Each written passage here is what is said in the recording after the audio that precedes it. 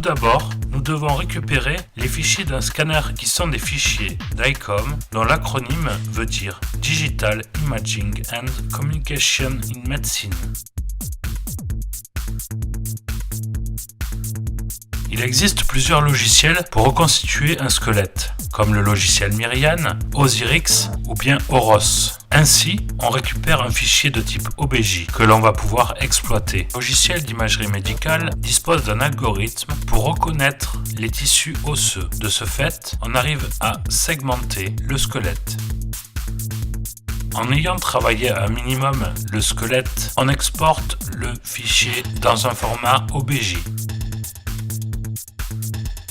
Ensuite, on charge le fichier OBJ à l'aide du logiciel 3D Builder disponible gratuitement sous Windows 10. Ce logiciel va nous permettre de fractionner les pièces afin d'imprimer le squelette en plusieurs parties. Cette méthode va faciliter le travail parce qu'en effet, nous n'aurons pas de support supplémentaire à imprimer avec l'imprimante.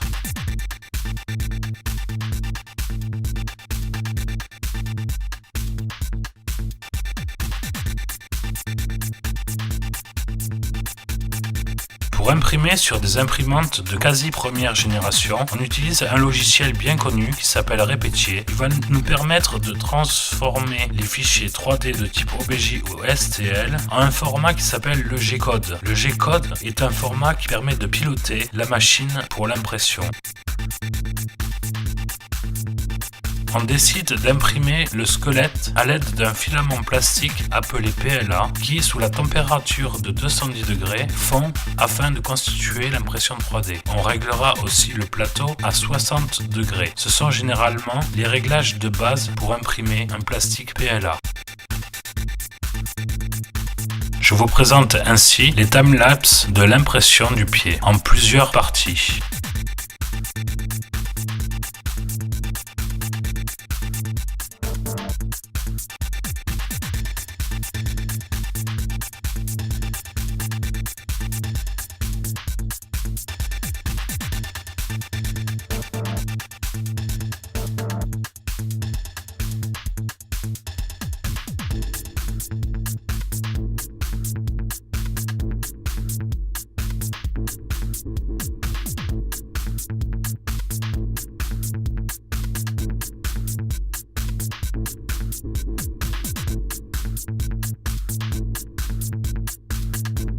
La dernière étape est un peu difficile, mais on peut s'en sortir. On colle les différents bouts avec de la colle de type glue pour plastique.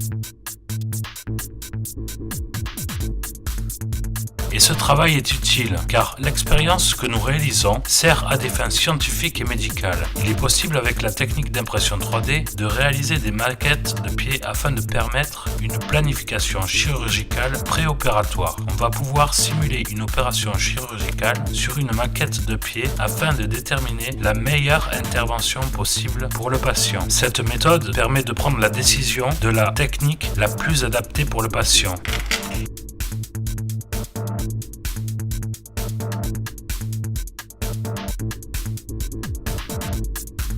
Je vous laisse voir le résultat final. Je vous remercie d'avoir regardé la vidéo jusqu'au bout. J'espère que vous aurez appris quelque chose. Laissez un petit pouce bleu, abonnez-vous et activez la cloche. À bientôt!